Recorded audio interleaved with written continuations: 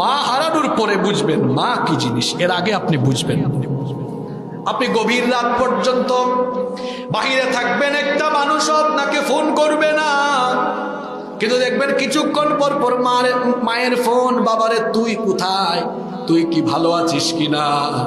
এমন আদরের ফোন মা মারা যাওয়ার পরে আপনি আর পাবেন না।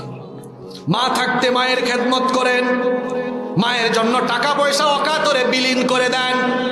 চিকিৎসা লাগে, চিকিৎসার জন্য যা টাকা পয়সা আছে সব দিয়ে দেন। কারণ আপনি তো টাকা পয়সা না, গোটা জীবনের সম্পদ না, গোটা শরীরের চামড়া খুলে মায়ের জন্য জুতা বানাইলেও এক ফোঁটা দুধের হক আপনি আদায় করতে পারবেন না। এই জন্য যুবকদেরকে বলছি, সাবধান ভাইয়েরা, মায়ের সঙ্গে বেয়াদবি করবেন না। মা হলেন দুনিয়ার সবচেয়ে বড় নিয়ামত। যে কপাল পোড়ারা মা বাপের খেদমত করে আল্লাহকে সন্তুষ্ট করতে পারে নাই, এদের মতো হতভাগা দুনিয়াতে আর কেউ। মৃত্যুর ঝুঁকি নিয়ে আপনার মা আপনাকে প্রসব করেছে, ওই মাকে আপনি কিভাবে ধমকান।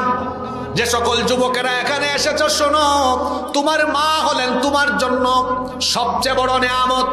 মায়ের পায়ের তলায় পড়ে থাকো, মায়ের খেদমত করো। খবরদার, মা বড় সেনসিটিভ জায়গা। রাতের বেলা 2টা-3টার সময় বাড়িতে যাবেন, দেখবেন একটা মানুষও আপনার জন্য সজাগ নাই, কিন্তু গিয়া দেখবেন রাত 2টা বাজুক 3টা বাজুক, মা তো কোনো পাহারাদারের মতো বাড়ির দরজায় দাঁড়ায় অপেক্ষা করে।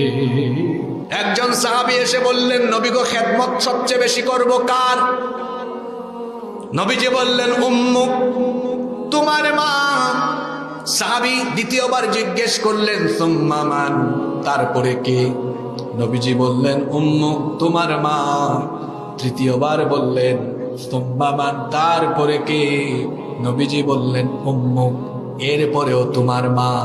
3বার মায়ের কথা বলার পরে সাহাবী জিজ্ঞেস করলেন, সুম্মা মান, এরপরে কার? নবীজি বললেন, 4র্থবার আবুকা, তোমার বাবা। আর আপনারা তো পুরুষ মানুষ, যারা বাবা হয়ে গেছেন হয়তো তারাও বেজার হয়ে গেছেন, যারা বাবা হয় নাই, মিসকিন বিয়ে করে নাই, তারা হয়তো একদিন বাবা হবে।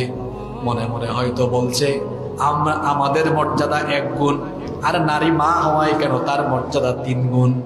এর কারণ হলো পৃথিবীর মায়েরা এমন 3টা কষ্ট করেন, এমন 3টা যন্ত্রণা সহ্য করেন, যেই 3টা যন্ত্রণা পৃথিবীর কোনো পুরুষেরা করে না। আর ওই 3টা যন্ত্রণা এত কষ্ট, আমাদের যে মিজাজ, পুরুষের যে মিজাজ, তার এই